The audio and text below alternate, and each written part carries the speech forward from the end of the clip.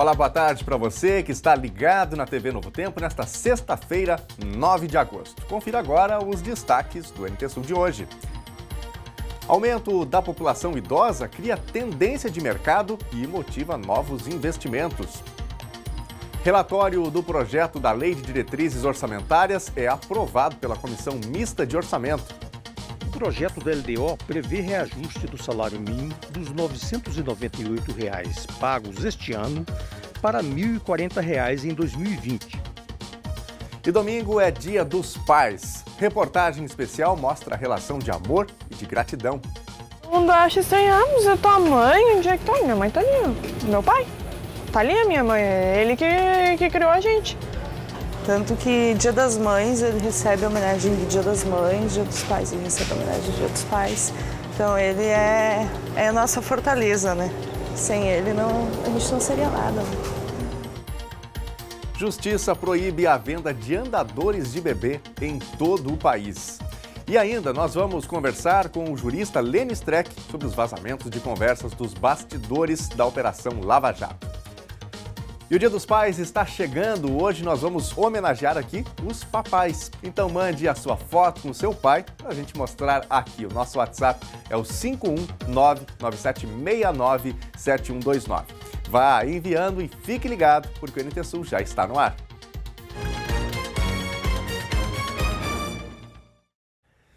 Segundo a estimativa do IBGE, a população residente no Brasil em 2018 era de 207 milhões e 800 mil pessoas. Pessoas com 65 anos ou mais representavam 10,5% desse total. Percentual que deve aumentar nos próximos anos, já que cada vez mais aumenta a longevidade, a expectativa de vida dos brasileiros, que hoje está em 80 anos para mulheres e 73 anos para os homens. E para atender necessidades desse público, o mercado começa a diversificar e criar opções de negócios. É uma tendência que se consolida e motiva novos investimentos e empreendimentos.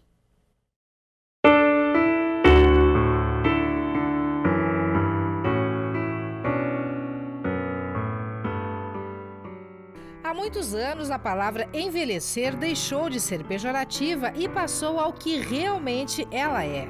Apenas mais uma inevitável etapa da vida e que pode ser muito bem vivida. Exemplos existem por todos os lados. Os idosos estão mais ativos e produtivos, consumindo serviços e produtos, exigindo do mercado uma atenção diferenciada. E mesmo aqueles que têm algum problema de saúde ou que não têm tanta disposição, também precisam de atenção qualificada. São profissionais em saúde, lazer, turismo e serviços que necessitam de formações especiais. A Escola de Educação Profissional de Saúde, do HCB, tradicional na formação de cursos técnicos na área de enfermagem, radiologia e segurança no trabalho, desde 2016 está de olho nesse nicho. Já formou 120 alunos no curso de cuidador de idosos. Até anos atrás, geralmente quem cuidava desses idosos eram os próprios familiares, né? E na maioria das vezes as mulheres, né, ficavam a cargo desse cuidado.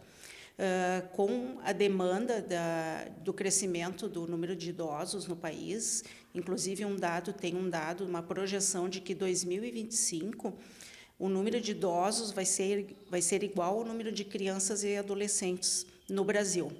Né? Então, é um número muito importante e que demonstra a demanda que nós vamos ter e a importância desse cuidado. E que ele tem que ser cada vez mais qualificado, porque as necessidades são muito específicas para esse público, né? A demanda por uma mão de obra qualificada para esses cuidados é cada vez mais necessária nesse sentido, né? De que se mantenha uma qualidade de vida e a não piora da saúde do idoso. E se engana quem pensa que morar sozinho e ter independência é desejo só de jovens. Para atender essa tendência, o Asilo de Cachoeira do Sul construiu um anexo de apartamentos para adultos maduros que também apreciam e podem ter espaço individual onde vivem e estabelecem sua própria rotina de vida, com liberdade de ir e vir e de receber familiares e amigos. E tudo isso contando com a assistência permanente de uma equipe multiprofissional, bem do ladinho. Foi durante realização de mestrado de fisioterapia na Espanha que o Maurício vislumbrou uma fórmula diferenciada de atender idosos em locais menores, mais acolhedores e com tons de residência. Quando retornou em 2004, abriu o primeiro residencial e hoje já são 6. Quando eu vim para Cachoeira, o intuito era abrir uma casa para 15 pessoas, onde eles se reabilitariam e voltariam para casa. Tipo um pós-hospitalar, um pós-cirúrgico, alguma coisa que envolvesse o idoso e a fisioterapia. E os idosos foram gostando e foram ficando, e a gente foi se apegando a eles. E aí começou uma casa, 2, a 3, a 4, né? E assim nós fomos desenvolvendo nosso trabalho, cada vez nos aperfeiçoando mais, treinando os funcionários, fazendo curso, congresso sobre geriatria. Eu fiz o pós, recentemente terminei o pós-geronto, né, gerontologia e geriatria. O meu irmão também é fisioterapeuta e terminou o pós-geronto também. Então a gente está se especializando cada vez mais, buscando qualidade, né, e tentando trazer atividades diferentes. E é o que faz nós, eu acredito que é esse crescimento, né, de não ser somente uma casa de repouso, somente um asilo, e sim um local onde os idosos vão, se sentem em casa com a decoração da sua casa, né? A gente tenta decorar, trazer um pouquinho da casa do idoso para dentro da nossa, nós não temos horário de visita, então tudo isso influencia, eu acho, para que nós consigamos esse crescimento. E nesta gama de alternativas de opções para a terceira idade, surge uma que se assemelha a uma espécie de creche para vovôs. É um centro-dia de atividades para idosos. Aqui, os vovôs vêm em um turno, ficam para várias atividades, permanecem sob cuidados e depois voltam para casa. A gente vai conhecer essa proposta a partir de agora. A casa foi inaugurada há poucas semanas e nunca tem um número fixo de clientes que todos os dias vêm e voltam para casa. Faz parte da proposta. A possibilidade e preço especial para um mês cheio, para apenas um dia e até para meio dia de permanência com alimentação inclusa. Funciona das 7h30 da manhã até às 6h30 da tarde. No ambiente claro, amplo e arejado, os idosos não têm tempo para ficar parado. O estímulo é constante. É claro que neste local tem também uma sala de descanso. Só que, ao contrário do que se pensa, não tem cama por aqui. Tem, claro, sofás bem confortáveis. Isso porque a intenção é que as pessoas venham para cá para ter atividades, para se envolver de alguma maneira produtivamente, para que quando retornem para casa, junto com a família, tenham vivências para contar, tenham experiências boas para recordar. Os idosos que aqui vêm têm qualidade de vida aqui conosco. Então, a experiência é atividades, se reinventar também, né? Porque com a idade a pessoa vai ficando mais com as atividades cognitivas mais dormentes, digamos assim, né? Então aqui é para se reinventar também. Essa cozinha aqui é especial, tu mencionou que é uma cozinha afetiva, né? Traduz pra gente esse cozinha afetiva, o que que representa? Cozinha afetiva, essa cozinha aqui é justamente somente para os idosos. E ela vem trazer aquela memória de um doce, de um bolo, de alguma coisa que ele sabia fazer na sua juventude ou mesmo depois. Tem as receitas da vovó, né? Então, a pessoa vai transmitir para os outros colegas que aqui estão também a sua afetividade naquela receita, Eles vêm para a cozinha? Vêm para a cozinha, vêm acompanhados da cuidadora e acompanhados da nutricionista. A humanização hoje é uma coisa que está tão difícil, né? As pessoas já não se olham muito, não se tocam muito, né? Não transmite muito carinho, e é isso que a gente vai oferecer para o nosso idoso. Um trabalho diferencial, com muito amor e muito carinho. Enquanto isso, na sala ao lado, os hóspedes do dia se divertem com jogos de mesa. É a segunda vinda da Dona Odete. Ela mora sozinha, tem vida ativa e retornou por opção. Muito bom, muito legal. Aqui a gente convive com outras pessoas, né? Porque eu moro sozinha, a gente vive sozinha, então aqui é muito bom. Convive com mais gente. Tem mais atividades? Tem atividades. É. A convivência é legal? É legal, muito legal. Dona Zenaide, a senhora já tem vindo frequentemente aqui? Não venho todos os dias, mas seguido eu venho. É? Uhum. E quando vem, a senhora gosta? Gosto. O que a senhora mais gosta, mais aprecia aqui no seu dia? Tudo é bom. Tudo é bem bom. É? É um dia diferente quando a senhora vem para cá? Sim. É sim. Bem diferente. Aqui a gente passa os momentos em convívio aqui, muda a rotina da gente em casa e estou me divertindo, achando maravilhoso. Tá gostando? Estou gostando. E dou a ideia de que tem esse tempo disponível em casa, que aproveite, passe por aqui, porque aqui vai ter companhia e um local para se divertir realmente, passar o tempo.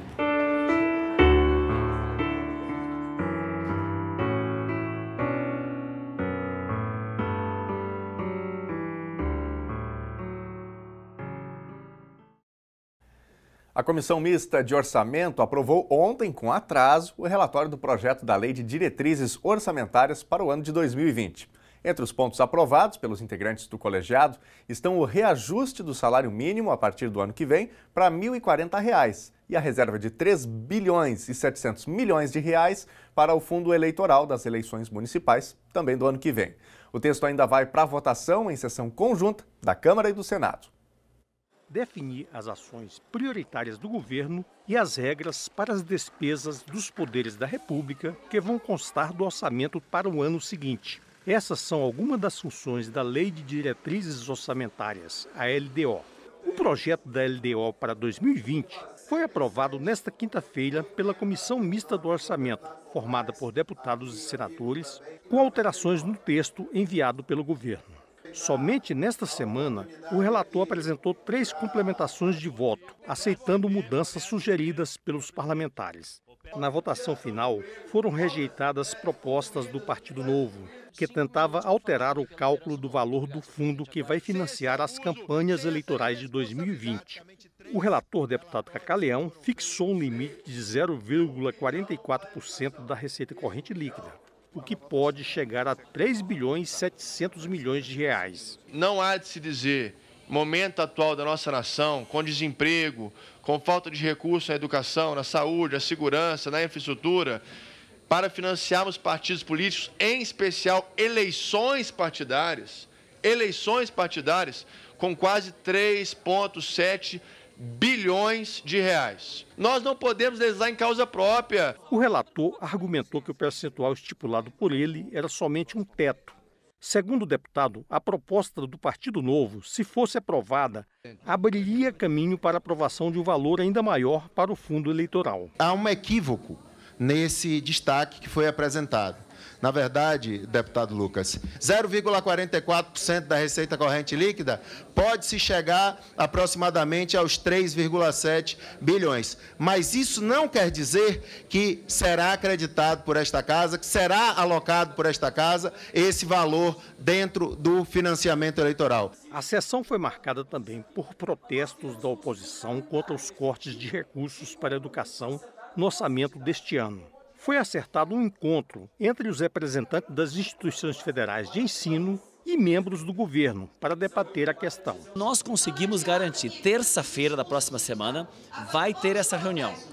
As representações das universidades do país, dos institutos federais tecnológicos, vão se reunir com o governo, com a área da educação e com a área da economia, para termos um cronograma de pagamentos. Nós não podemos encerrar o ano com alunos sem bolsa, sem permanência na educação, sem estrutura. A oposição levantou agora na votação da LDO a possibilidade de manter uma conversa com reitores de várias universidades do Brasil.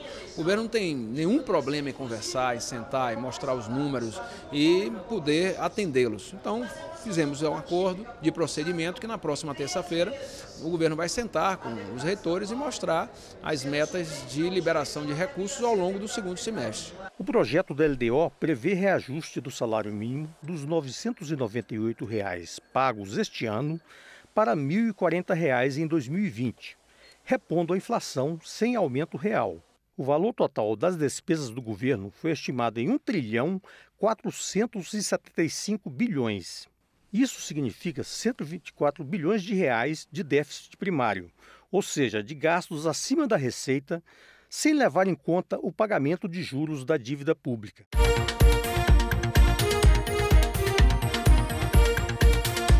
O supermercado Tischler, que fica na rua Saldanha Marinho, em Cachoeira do Sul, vai fechar para a reforma a partir das 7h30 da noite de sábado.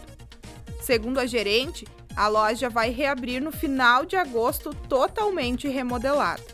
Entre as novidades, uma área para pets, onde os clientes poderão fazer compras levando cachorros e outros animais de estimação.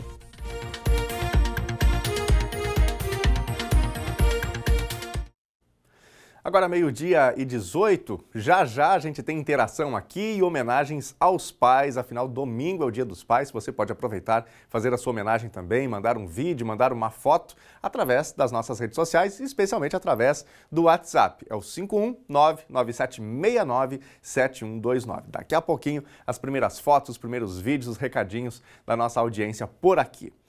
E agora uma informação de saúde. Uma pesquisa feita por um grupo de cientistas americanos e europeus concluiu que o excesso de trabalho aumenta o risco da ocorrência de acidente vascular cerebral, o AVC. Sandra passou por uma cirurgia para tratar 2 aneurismas, que são dilatações anormais de artérias do cérebro. O rompimento desses vasos sanguíneos pode levar a um AVC, acidente vascular cerebral. No caso dela, que é médica, as causas da doença foram a hipertensão e o estresse. Vida de obstetra não é mole, né? Assim, a gente trabalha demais. Às vezes eu ficava mais que 36, 42 horas acordada, acompanhando o paciente. Para o médico de Sandra, o excesso de trabalho contribuiu para agravar o problema de saúde. A gente consegue visualizar bem uma situação de longo prazo numa paciente que vem submetida a uma carga excessiva de trabalho e os fatores de risco relacionados a qualquer doença cardiovascular. Então, cria-se o ambiente para os vários fatores de risco que podem gerar doenças cerebrovasculares, cardiovasculares, as doenças vasculares em geral. Cientistas europeus e americanos analisaram um histórico de 200 mil pacientes com perfis parecidos ao de Sandra. Os pesquisadores concluíram que trabalhar mais de 10 horas por dia, pelo menos 50 dias por ano, aumenta em 29% a possibilidade de se ter um AVC. E o perigo cresce com o tempo. De acordo com o estudo, se a situação de trabalho excessivo persiste por mais de 10 anos, o risco cresce para 45%.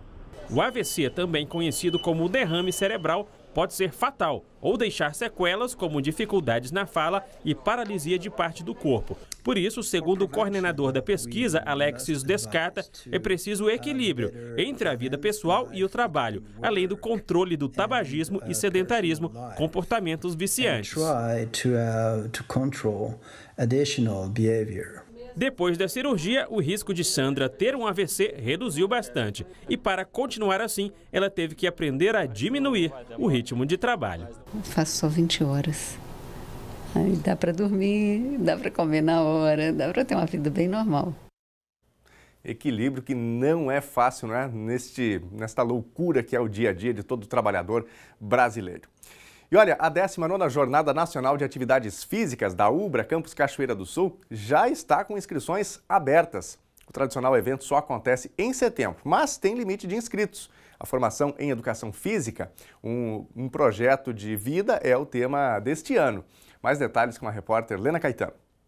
Olá, Daniel. Boa tarde, amigos da TV Novo Tempo do NT Sul. Nós vamos até o ginásio de esportes da UBRA, Campus Cachoeira do Sul, para falar um pouquinho para vocês sobre a Jornada Nacional de Atividades Físicas e também o encontro de egressos e acadêmicos do curso de Educação Física da UBRA de Cachoeira do Sul. Aqui, ó, temos um banner muito especial. São duas atividades que acontecem em Cachoeira no mês de setembro. O professor José Luiz, coordenador do curso de Educação Física da UBRA, vai nos dar mais detalhes sobre essa atividade que já é tradicional e que já tem várias edições, né, professor? Boa tarde. Boa tarde.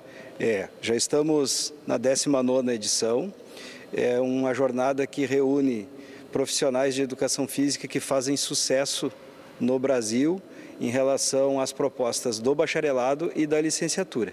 E para nós é motivo de orgulho, em 19 edições, termos este evento que possibilita aos nossos estudantes ter contato com as novidades e também poder tirar algumas dúvidas que possam ter com relação aos estudos e às pesquisas no meio científico, uma vez que tem paralelamente a mostra de trabalhos científicos que possibilita essas apresentações. Bom, aí a gente menciona que tem outro evento chamado Encontro de Egressos e acadêmicos do curso de Educação Física. O pessoal pensa que é um simples encontro, mas na verdade, né, professor, esses egressos, além de se encontrarem, também têm essa troca de experiências e muitos deles são estrela do evento, né? Exatamente. Trata-se do 13º encontro de egressos e acadêmicos, oportunidade em que o acadêmico de Educação Física ele tem para discutir sobre as metodologias, sobre os novos conhecimentos que estão hoje no campo de trabalho, para ele obter um pouco mais de segurança com relação ao mercado de trabalho, para que ele ouça um pouco sobre a formação inicial e a formação continuada daqueles que daqui saíram e estão no mercado de trabalho, e para nós, profissionais do curso de Educação Física, sabermos um pouco sobre o que eles têm de avaliação a partir da formação deles e da realidade que está lá fora no momento em que estamos. Professor, uma panorâmica rapidinha sobre as atividades, sobre as atrações desses dois eventos. Como sempre, o curso procura trazer novidades. E uma das grandes novidades e que hoje no sistema SUS, inclusive nas escolas, está sendo apontada como uma ferramenta essencial para trabalhar a educação física é a dança circular. Então, este é o tema que repercute no momento como uma das novidades. Nós traremos a professora Ana Assis, que trabalha com esse tema e que é uma conhecedora da dança circular. Além disso, nós teremos, como você falou, a oportunidade de trazermos egressos que se destacam hoje no mercado de trabalho. Então, o professor Ítalo Ribeiro, o professor André e a professora Raquel abordarão no curso Fitness as temáticas como treinamento funcional, crossfit, personal trainer, né? E toda uma preocupação que hoje há no mercado de trabalho de como tu fidelizar e manter os teus clientes. Quem pode participar e de que maneira? As inscrições já estão abertas, né? Perfeito. As inscrições estão abertas, elas podem ser feitas na central de atendimento do campus da UBRA, nos turnos da tarde e da noite. Podem participar acadêmicos de educação física, podem participar profissionais de educação física, profissionais que trabalham na área da saúde, na área da educação, com áreas afins também, podem se inscrever. E para nós é uma satisfação podermos aqui receber estudantes de outras universidades que já estão se inscrevendo para apresentar seus trabalhos científicos. Tem custo essa inscrição? Como é que funciona? Tem um custo que é bem abaixo do que é praticado por outros órgãos e de R$ 70 a inscrição para acadêmicos e egressos, R$ 80 para acadêmicos de outras instituições e profissionais de escolas públicas e R$ 100 para outros participantes. Bom, então de 12 a 14 de setembro, aqui na UBRA, tanto no ginásio quanto lá na sede central da UBRA, várias atividades envolvendo profissionais de educação física. Perfeitamente. Será uma honra receber estes que estão nos assistindo e que se interessam nas nossas temáticas. Lembrando que é Jornada Nacional de Atividades Físicas, né, professor? Então é aberto você que nos assiste em qualquer parte do país ou até mesmo fora do país, que queira participar, que venha até Cachoeira e que possa vir a Cachoeira no mês de setembro, é convidado. Com certeza, será um orgulho para nós recebê-los. Muito bem, é hora de participações. Não deixe de interagir com a gente através das nossas redes sociais. Aproveite para fazer uma homenagem legal para o seu pai. Afinal, domingo é o dia deles. Mande a sua foto ou então um vídeo para o nosso WhatsApp. O número é o 51997697129. E a gente já quer aqui trazer o maior número possível de fotos. Eu começo com a foto enviada pela Valquíria. E a Valquíria diz aqui: saudades do meu pai, Adão Ferreira. Ele foi um membro importante da comunidade, gerente da extinta APSul, presidente do Lions e também provedor do HCB. E é a gratidão que fica, né, Valquíria? Obrigado pela sua participação. Também aqui a participação da Luísa Ávila. Ela manda uma foto dela e também do pai dela, que é o Ricardo. Aí está. Muito obrigado, Luísa, pela sua participação. Parabéns ao Ricardo. Felicidades para vocês aí. Obrigado por compartilhar. Também passando por aqui... vamos lá, a Rafaela que mandou a foto. Meu pai é o melhor pai do mundo porque está sempre comigo. O nome do pai da Rafaela é o Laírton. Aí está a Rafaela e o Laírton, parabéns a ele. Felicidades também, parabéns pelo Dia dos Pais. Vamos adiante aqui. A Edivânia, do Dorasnal, interior de Cachoeira do Sul, também mandou foto desejando feliz Dia dos Pais para o seu pai, o Geraldo, e também para o seu avô, o Manuel. Então temos aí felicitações de gerações, né, para o pai e também para o avô da Edivânia. Edivânia, obrigado por compartilhar com a gente aqui. O William Barreto também mandou foto com a sua mãe, né? Tá valendo. É assim que é, infelizmente, muitas famílias ou não tem o pai ou não tem a mãe e um dos dois precisa fazer o papel de ambos, né? Na reportagem que a gente vai exibir daqui a pouquinho, tem uma história dessas e que, inclusive, você não pode perder. William, obrigado, viu, pela sua foto aí também. Um abraço para sua mãe, que certamente faz esse papel também. Obrigado pela participação. Também aqui a Ana Bittencourt. Ela manda a foto do seu esposo, o Alexandro, e também dos filhos, o Alexandro Júnior e o Alessandro. Legal, aí estão. Parabéns a eles, né? Parabéns especialmente ao Alexandro. A mensagem da Ana Bittencourt. Vamos aqui ainda. Que força é essa que não se explica, que só se explica a quem tem muito viver esse amor é incondicional. Te amo, meu pai. Esse é meu pai, Alceu Silveira Machado. Quem mandou foi a Lenise Machado. Valeu, Lenise. Obrigado pela sua participação. Daqui a pouquinho tem mais fotos, tem mais participações da nossa audiência. Se você quiser, faça um vídeo aí, mande seu recadinho para o seu pai. Nossa equipe está a todo vapor aí no WhatsApp, colhendo as informações, as fotos e os vídeos que estão chegando. E a seguir, domingo é Dia dos Pais. Tem reportagem especial mostrando a relação de amor e de gratidão. Todo mundo acha estranho, mas é tua mãe, onde é que tá? Minha mãe tá ali, meu pai. Tá ali a minha mãe, é ele que criou a gente. Tanto que Dia das Mães, ele recebe a homenagem do Dia das Mães, Dia dos Pais, ele recebe a homenagem do Dia dos Pais. Então ele é a nossa fortaleza, né? Sem ele, a gente não seria nada. É reportagem especial e você não pode perder. E ainda, a Justiça proíbe a venda de andadores de bebê em todo o país. E ainda nós vamos conversar com o jurista Lênio Streck sobre os vazamentos de conversas dos bastidores da Operação Lava Jato. O NT Sul volta já.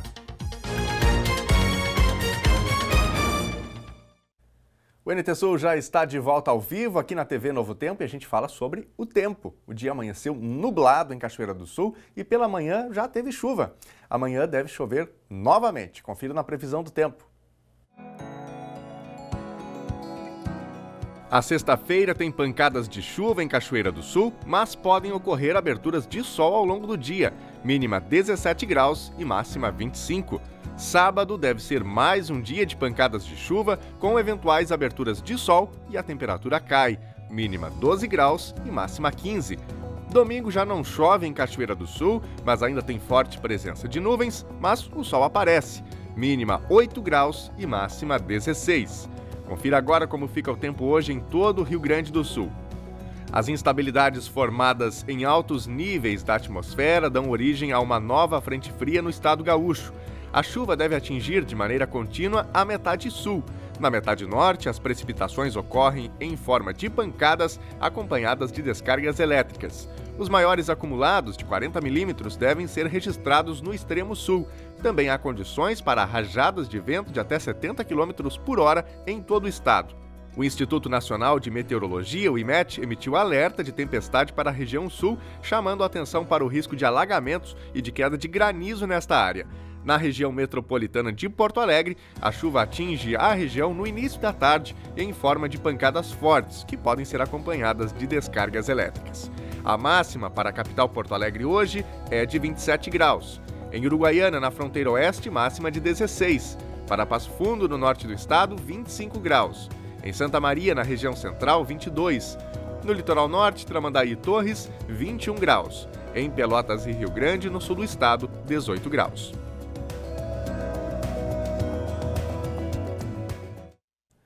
E aí, já mandou a sua foto para homenagear o seu paizão? Envie para o nosso WhatsApp que a gente quer mostrar aqui no NT Sul. O contato é o 51997697129. Vamos aqui já para a mensagem da Suelen. Quero desejar um feliz Dia dos Pais ao esposo Antônio Marcos, o Bolinha, que continue este paizão que ele é com a filha Sofia Emanuele. Que Deus abençoe sempre a sua vida. É a mensagem aqui da Suelen. Aí está a foto, não é, do Antônio Marcos. Legal, obrigado, viu, Suelen, pela sua mensagem. Parabéns aí ao Antônio Marcos.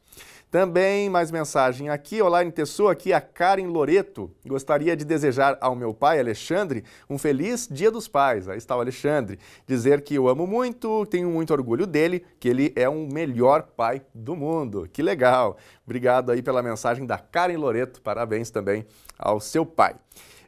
Vamos adiante aqui. Pai Ornato Flores Correia fez 81 anos, dia 7 de agosto. É a mensagem da Neiva Keller. Que legal, professor Ornato, certamente conhecido de muitos aqui em Cachoeira do Sul. Nós aproveitamos e estendemos o nosso abraço especial também. Obrigado a Neiva por enviar a foto.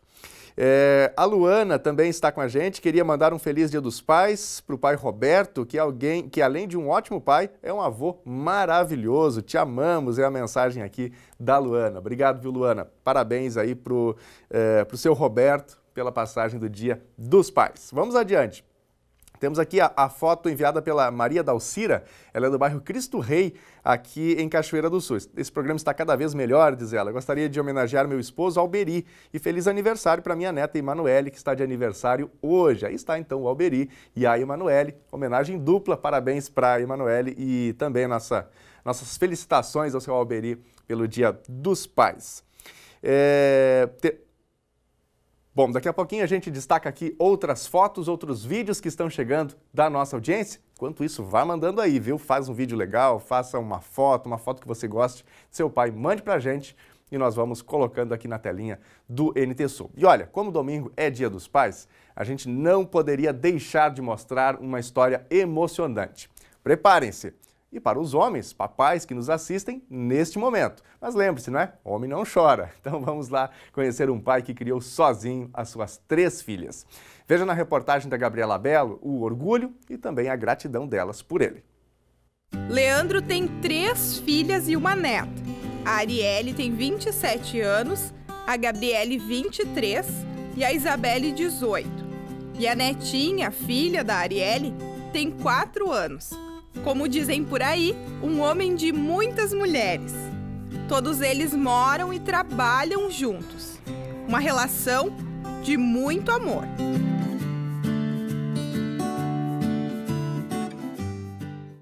Meu pai é tudo para mim.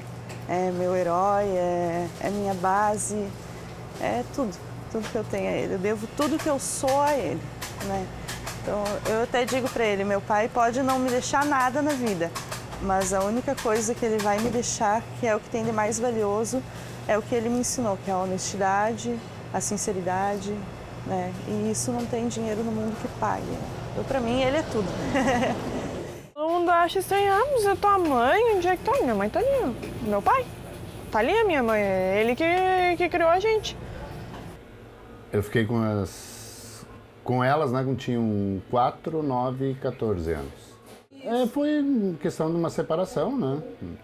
Pai e mãe ou dão certo ou não dão certo, por um tempo deu. Depois não deu mais, separamos, um para cada lado. E a guarda ficou totalmente comigo, né? Meu pai é quem cuidou da gente, cuida até hoje, né? É quem dá tudo por nós. Ele faz tudo por nós, ele cuida, ele ama, ele protege, ele faz tudo. Ele é o pai e a mãe de Meu você. pai e a mãe. Ele consegue suprir os dois lados da história, né? Tanto que Dia das Mães ele recebe a homenagem do Dia das Mães, Dia dos Pais ele recebe a homenagem do Dia dos Pais. Então ele é a nossa fortaleza, né? Sem ele a gente não seria nada. Né? Um pai não foi feito para tomar o lugar da mãe e o contrário também não. Nem eu nunca quis tomar o lugar da mãe, mas eu sabia que eu precisava repor aquela falta, aquela necessidade delas. E aí fui aprendendo com elas mesmas, né? A fazer com que elas se sentissem bem, que elas não sentissem essa falta, né, dentro de casa da figura da mãe.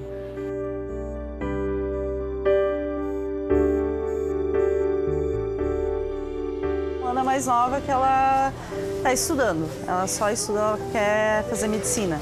Então ela está focada nos estudos, né? E a gente está dando esse apoio para ela, né? E eu posso dizer que eu sou muito grato por tê-las trabalhando junto, aprendendo esse trabalho, né? Essa sequência aí. E eu, se Deus quiser, um dia aqui, caso seja necessário, que fique elas tocando o meu negócio, tocando o meu comércio e que dêem sequência, né? Que deem sequência e eu acho que a gente está no caminho certo. Criou a gente, fez de tudo, sacrificou a vida dele por nós. É meu melhor amigo, não tem.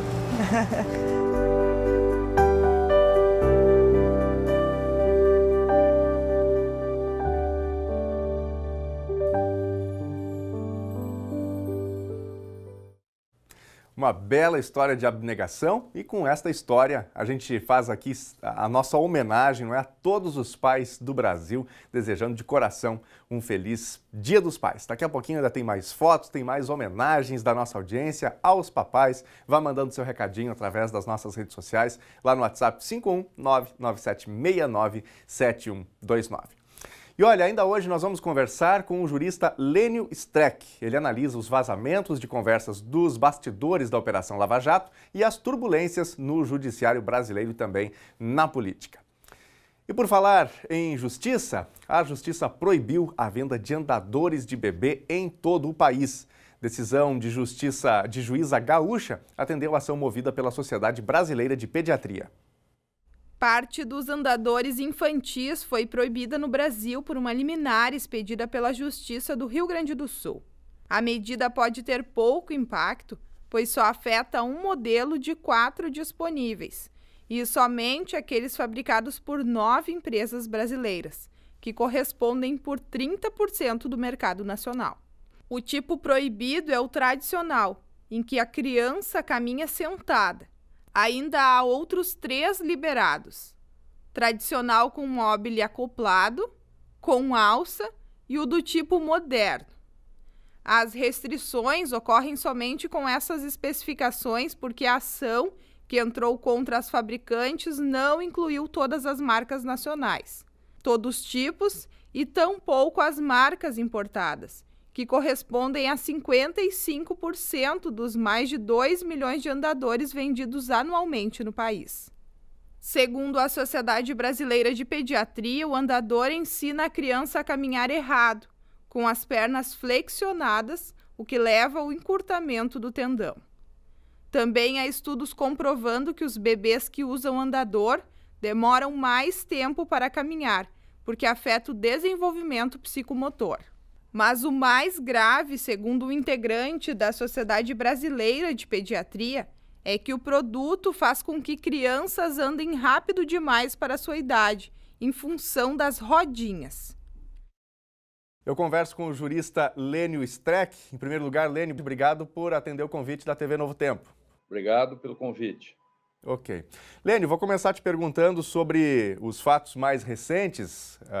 Faço referência à publicação do jornal É o País, com base nas divulgações do Intercept Brasil, onde fica clara que a situação de investigação a um membro do STF, ministro Gilmar Mendes, por parte de integrantes da Operação Lava Jato. Minha pergunta é a seguinte: isso é vedado pela Constituição. O que acontece agora? Bom, de tédio não morreremos, né? Nessa república.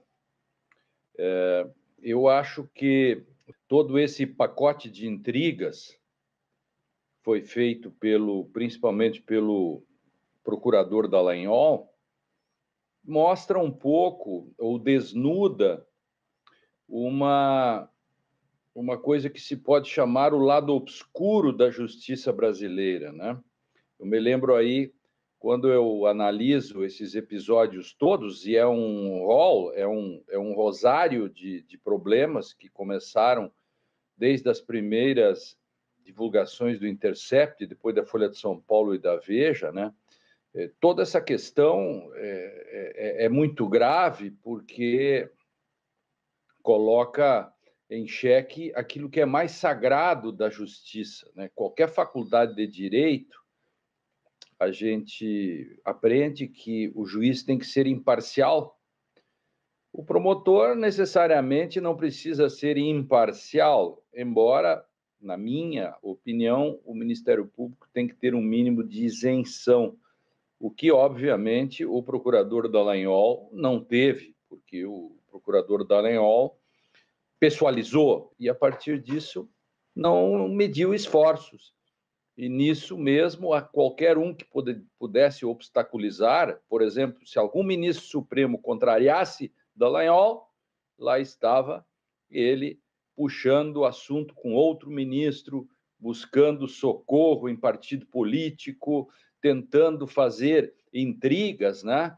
Veja, essa questão dos diálogos, esse que você fala no início ali do El País, e outros que mostram que ele estava conversando com outros procuradores e buscando ali para ver se a esposa do ministro Gilmar Mendes, a esposa do ministro Toffoli, tem um primo que tem uma fazenda, será que ele não tem conta na Suíça?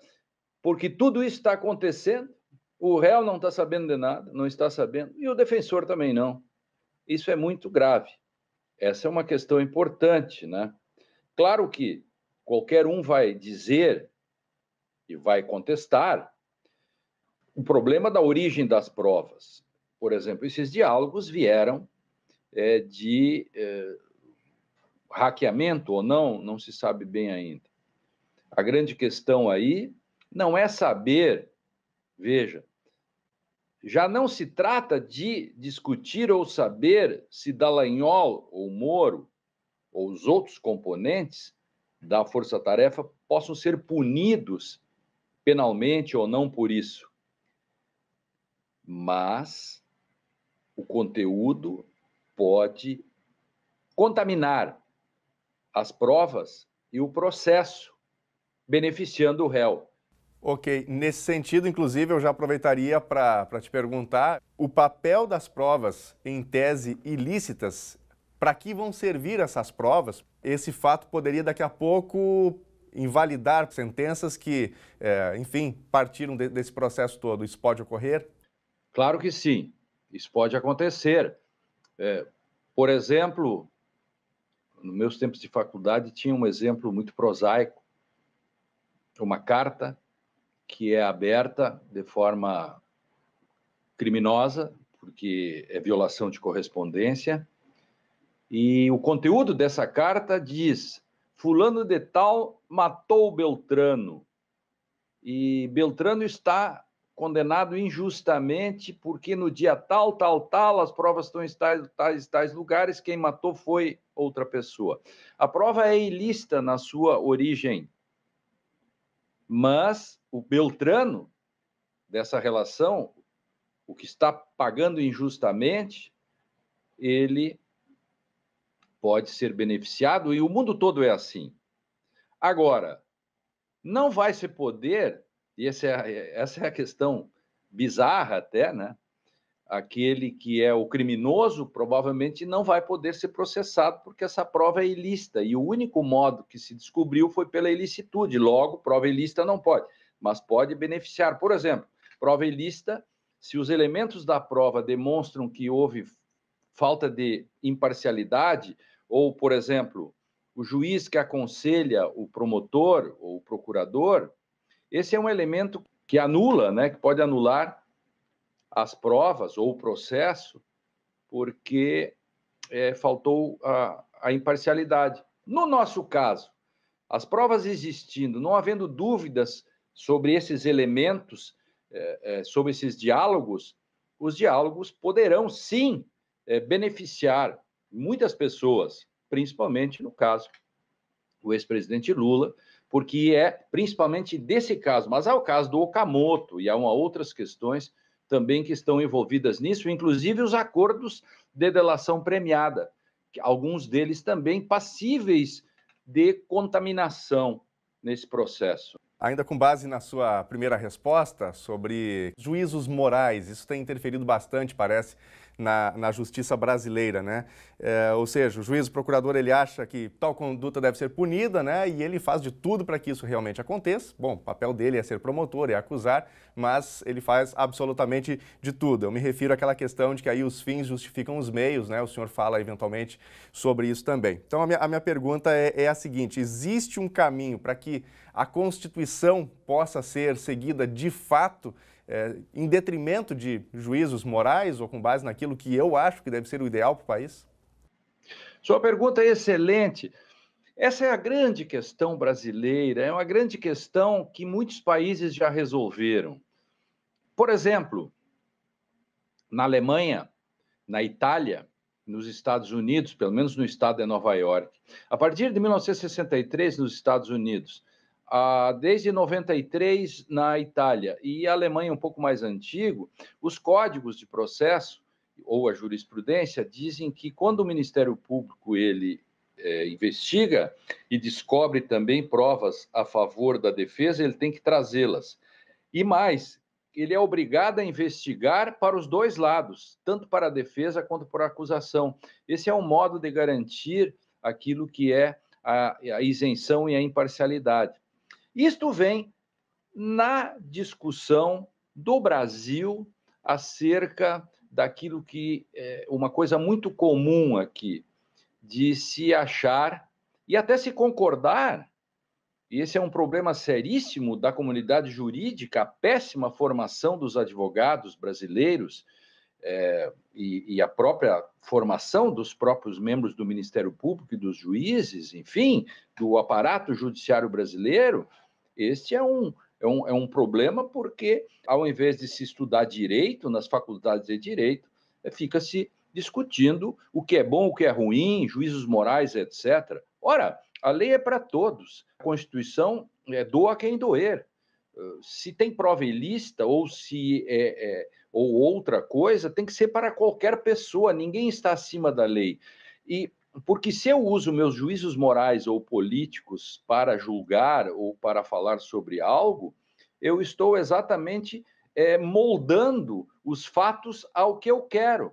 Eu não posso moldar os fatos ao que eu quero. Os fins não podem justificar os meios. Então, nós temos um longo trabalho pela frente na comunidade jurídica brasileira, né, em que nós temos que ver que quando a Constituição não nos agrada, a gente não pode atirar nela. Não dá para torturar a Constituição. Não dá para torturar o Código de Processo se ele dá garantias. Quem estuda direito, cuida de direitos. Então, como médicos cuidam de pacientes. Eu nunca vi médicos ser contra vacina. Logo, um jurista ou alguém que estudou direito tem que ser a favor dos direitos. Agora, ser a favor de direitos implica necessariamente em você não substituir esse direito por aquilo que você pensa que o direito deve ser. Foi isso que aconteceu. Substituíram o direito pelas opiniões político-ideológicas pessoais dos operadores. Advogado pode fazer isso, porque advogado defende seu cliente. Juiz e promotor, não. Ok, nesse sentido, Lênio, passado aí algum tempo das primeiras revelações sobre esse contato privilegiado, vamos chamar assim, entre Deltan e Moro, a gente viu muita polêmica na política, muito barulho, mas efetivamente daí pouca coisa surgiu. O senhor acha que esse é um precedente? Isso está se tornando algo normal no Brasil? Pode-se abrir um precedente a partir dessa ação? É uma relação que seria uma relação aceitável? Qual que é a sua opinião sobre isso? Olha, tudo isso pode ser uma grande tosa de porco, né? Muito grito e pouca lã. Depende muito também do modo como o Supremo Tribunal vai encarar essa questão. Até que ponto existe uma maioria no Supremo que queira, de fato, fazer o enfrentamento disso. Voltando ao assunto anterior, até que ponto o direito vai ser preservado independentemente dos gostos e das opiniões.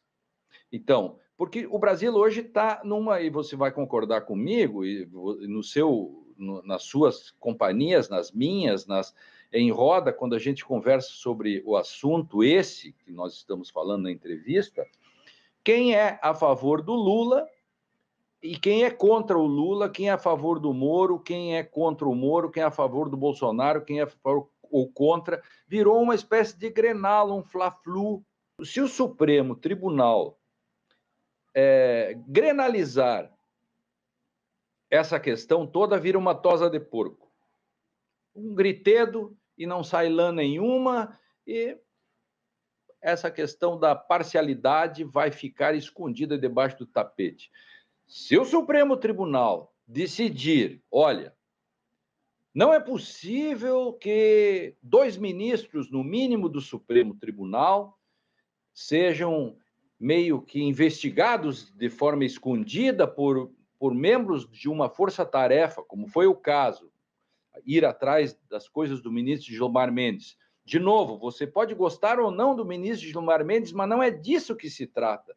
Gente, como é difícil no Brasil, né, a gente conseguir discutir coisas do direito, porque se a gente gosta, é bom, se a gente não gosta, é ilegal. Quer dizer, legal e ilegal virou uma questão de gosto. Então, se o Supremo Tribunal conseguir superar e dizer, olha, doa quem doer, nós temos que olhar para o futuro para que quando alguém, inclusive você, eu ou qualquer pessoa, quando vai responder um processo, quer ser julgado por um juiz que não pré-julgue. Quando as pessoas falam comigo isso, eu pergunto, e se tivesse sido o contrário? Se o advogado se tivessem descoberto que o advogado tivesse de conluio com o juiz e o réu seria absolvido, as pessoas iriam querer expulsar o advogado e o juiz do Brasil. Ah, mas que foi para a condenação de alguém que a gente não gosta, que é o caso do ex-presidente Lula.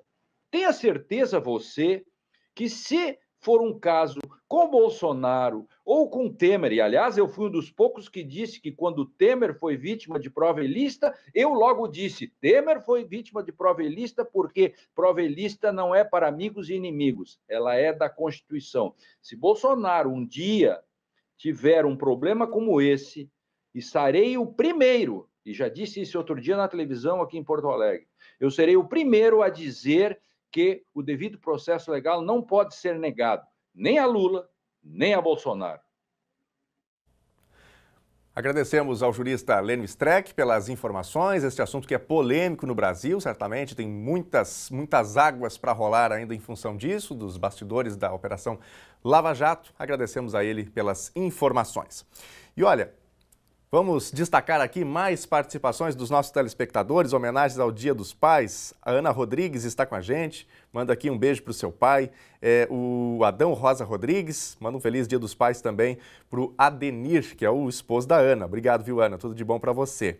Também aqui a Lisandra, manda um abraço especial ao seu pai, que é o Lisandro, meu pai, meu alicerce. Parabéns pelo teu dia. Obrigado, Lisandra. Tudo de bom para você. Aqui também sou Elizabeth Machado, na foto o marido Marcos Amaral, pai pela primeira vez, olha aí que legal, juntamente com a filha Juliane. Ele está muito emocionado pela data que vai comemorar pela primeira vez, que coisa boa, parabéns, viu?